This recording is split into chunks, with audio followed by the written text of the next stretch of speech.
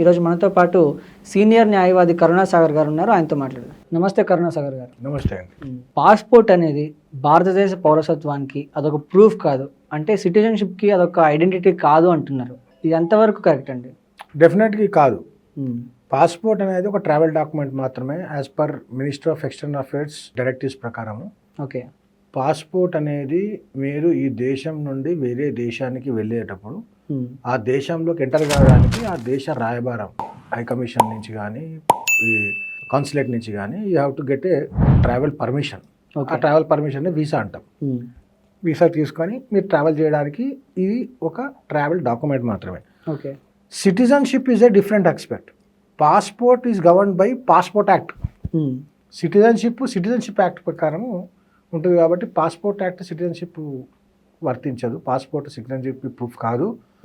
Passport ఒక administrative work కోసం ఇచ్చినటువంటి ఒక document. Aadhaar card, pan card లాగా. పాస్పోర్ట్ కావాలంటే మనం ఆధార్ కార్డ్ సబ్మిట్ చేయాలి.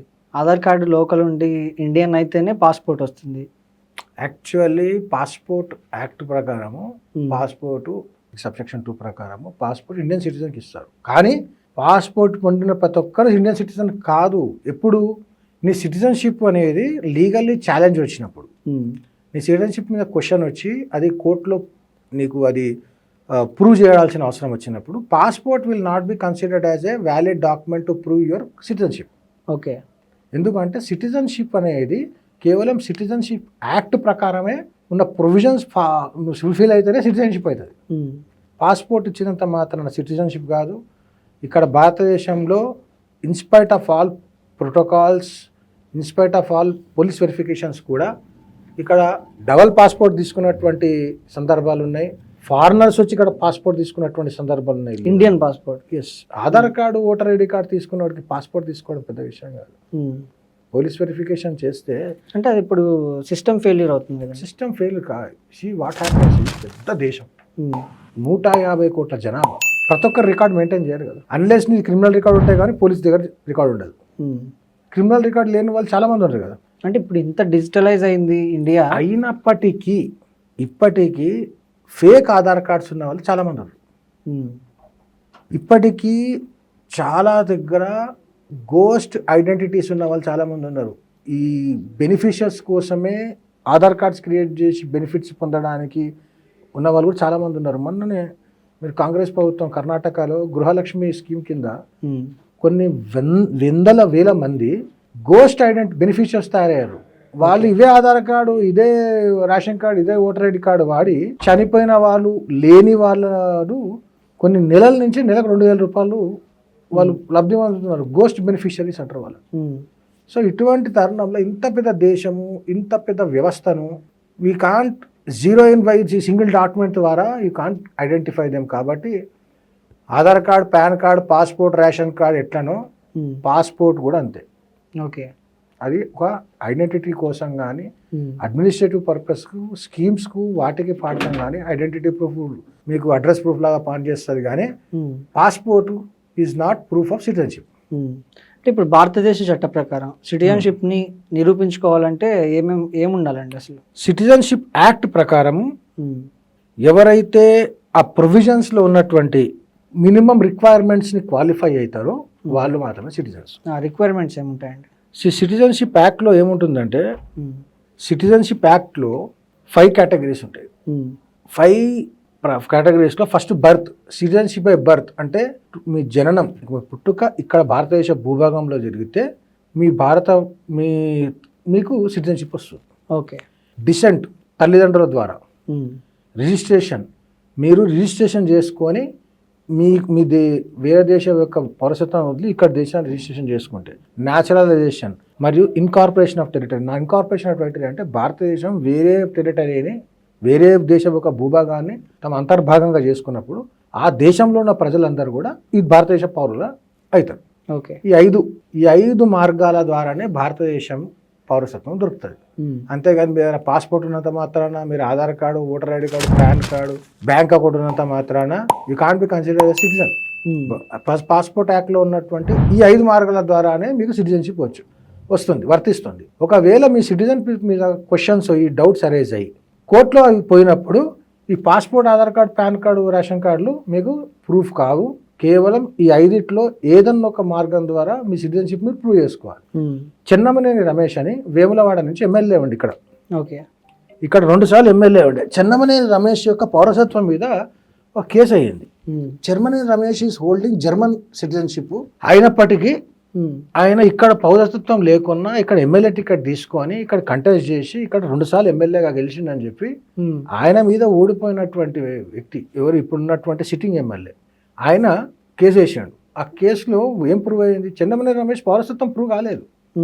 మినిస్ట్రీ ఆఫ్ హోమ్ అఫేర్స్ నుంచి వచ్చింది చెన్నమనేని రమేష్ కంటిన్యూస్గా భారతదేశంలో ఎన్ని రోజులు లేదు కాబట్టి ఆయన రిజిస్ట్రేషన్ ద్వారా ఆయనకు సిటిజన్షిప్ లేదని చెప్పారు. He was holding German citizenship. ఆయన యొక్క ఏమో ఎలక్షన్ చెల్లదని చెప్పి హైకోర్టు ఇచ్చింది ఆర్డర్.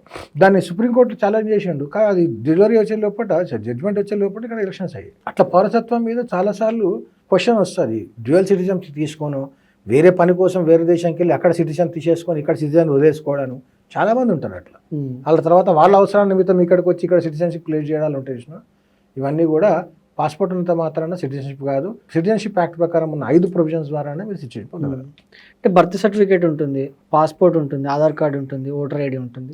ఇవన్నీ ఏ ప్రయోజనాల కోసం ఉపయోగపడతాయి? Birth certificate school admission, age ప్రూఫ్కు పనికొస్తుంది. Passport travel document, Aadhaar card government beneficiary తీసుకోవడానికి, బ్యాంక్ అకౌంట్ ఓపెన్ చేసుకోవడానికి, రేషన్ మన సెల్ ఫోన్ సర్వీస్ తీసుకోవడానికి, రేషన్ కార్డు రేషన్ షాప్లో రేషన్ తీసుకోవడానికి. ఇవేవి సిటిజన్షిప్ ప్రూఫ్స్ కావు. Okay. Each document has its own purpose.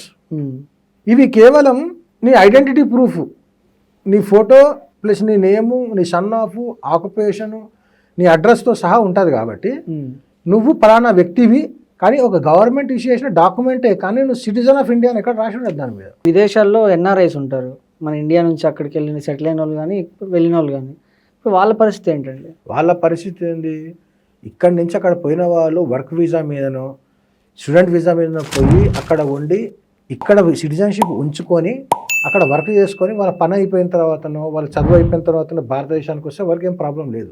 ఎందుకంటే వాళ్ళు ఈ పాస్పోర్ట్ ద్వారానే అక్కడ ఉంటారు. ఓకే. కొంతమంది ఏమవుతారంటే ఇక్కడ నుంచి అక్కడికి వెళ్ళిన తర్వాత అక్కడ గ్రీన్ కార్డ్ తీసుకొని సిటిజన్షిప్ తీసుకొని ఈ ఇండియన్ సిటిజన్ రివోక్ చేస్తారు.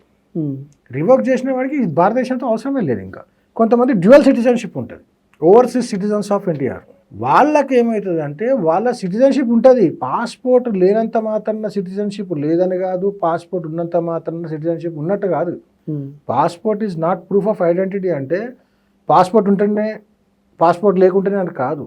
పాస్పోర్ట్తో నిమిత్తం లేకుండా నీకు సిటిజన్షిప్ ఉంటుంది, కానీ passport is not proof of citizenship అంటున్నాం. ఓకే. బయట దేశాల్లో ఉండని భారతదేశంలో ఉండనా సరే. సో ఫైనల్గా ఏం చెప్తారండి? ఫైనల్గా కన్ఫ్యూజ్ కావద్దని చెప్తున్నాను.